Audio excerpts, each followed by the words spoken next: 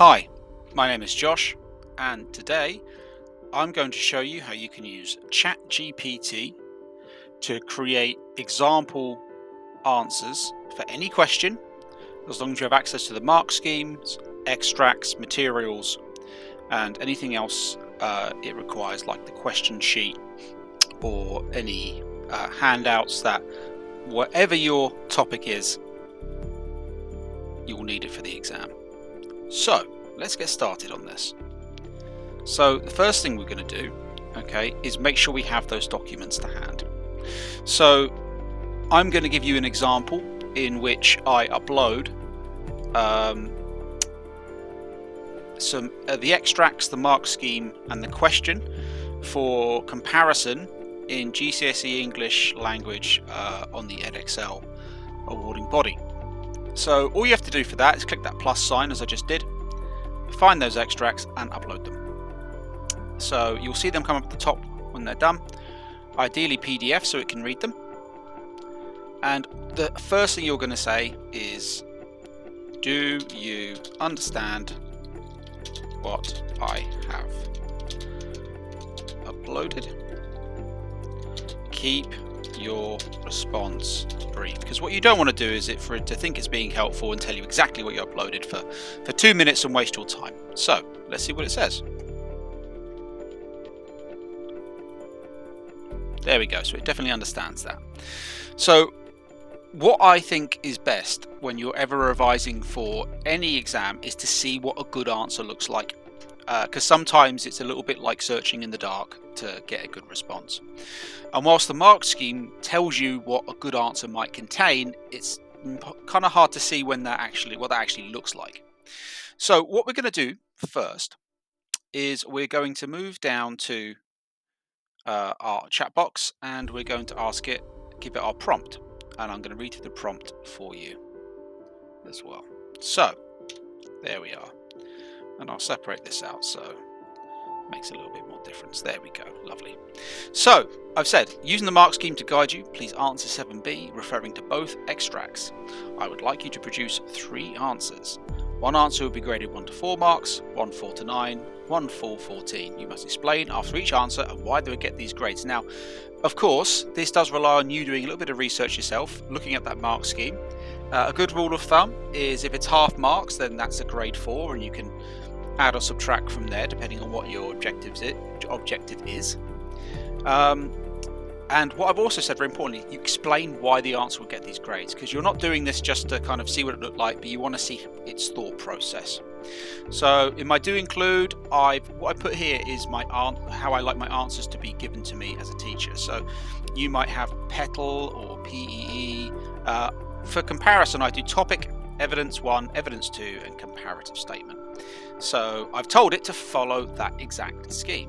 I've told it to use direct quotes, because we love direct quotes, to mention language and structure techniques, put an S on the end of there we go, annotations that explain how you came to the conclusions, help you reach those conclusions when you attempt from a similar question from different extract, because you want it to kind of not teach you a million things about this exact extract, but the skills you need. Then with the don't include, just you don't want it to go on a research spree, you just want to make it stick to the extracts. Now you want to tell it exactly who you are, and you're looking for guidance. Now what I've done here, important note, so this is something new, you wouldn't have seen this before. I want to make sure it's 100% reading those files that I uploaded. So I've said you must use the 7B extract file, 7B question file, and 7B mark scheme file I uploaded to respond to this request. Occasionally it will ignore that, and I'll show you what to do if it does that, because all you'll need to do is say, please go back and look at those files and try again. So let's see what it says.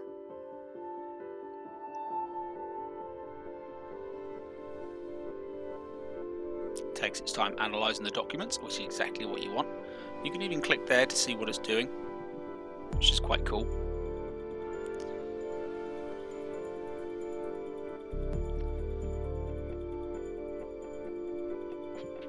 Again, this might take some time.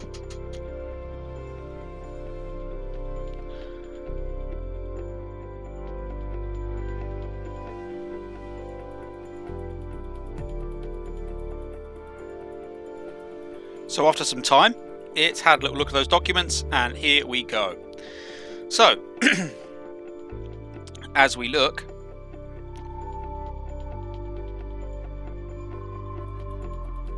it's done some very basic quotes, some very basic explanations, and it's done a little comparative as well. It's got 1 to 4 marks, which will get you probably a grade 3, but it's not looked at the perspectives or techniques, and not looked at language and structure. So now we're into kind of the pass mark territory of a mid-level answer. So with this one, you can see it's kind of gone to more detail. It's added into the evidence a little bit of explanation, which is never a bad thing to do. And what I really love is it's actually giving you a language technique right there, which is quite good. So it's giving you language techniques, it's made structure comparison, but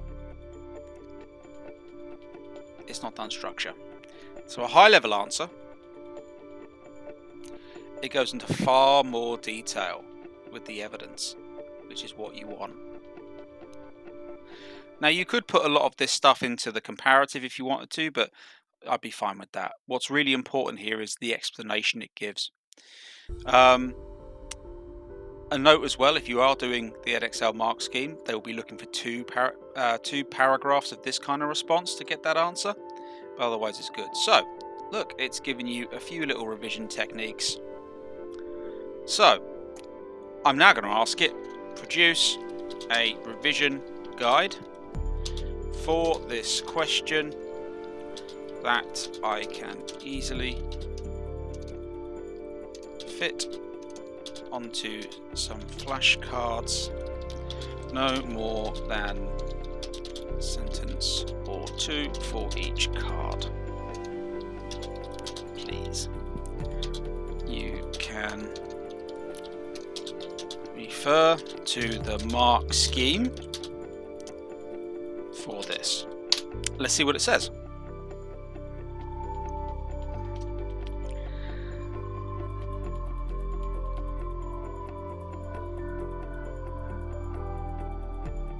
There we go.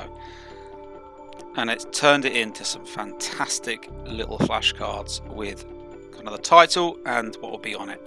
Repetition is the mother of all success. And it's going to keep going, which is great. So let's recap what I've taught you today. I've taught you how to upload documents. If you're looking for these, by the way, your teacher will have them. Just ask them nicely. You can also find them by going to your awarding body's website and just typing in the name of your course. I'll include a link to the GCSE English language one for Edexcel in the comments of this video.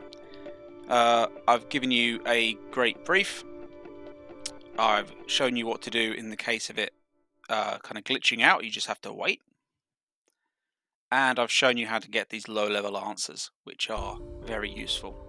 And what I really like about these answers is it's really clear that it has read the extract and it sounds so much more natural.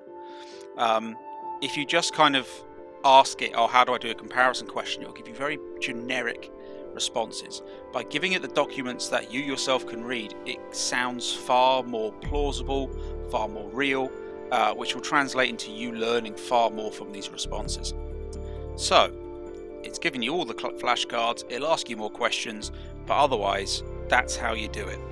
As again, it will work for any question, in any paper, any awarding body, any exam, as long as you remember to give it those documents, and also, just as important, tell it the style in which your response needs to be. As I've said, I use the topic evidence comparison. Whatever you use, you should make sure it knows. So remember, learn to use AI or AI will use you.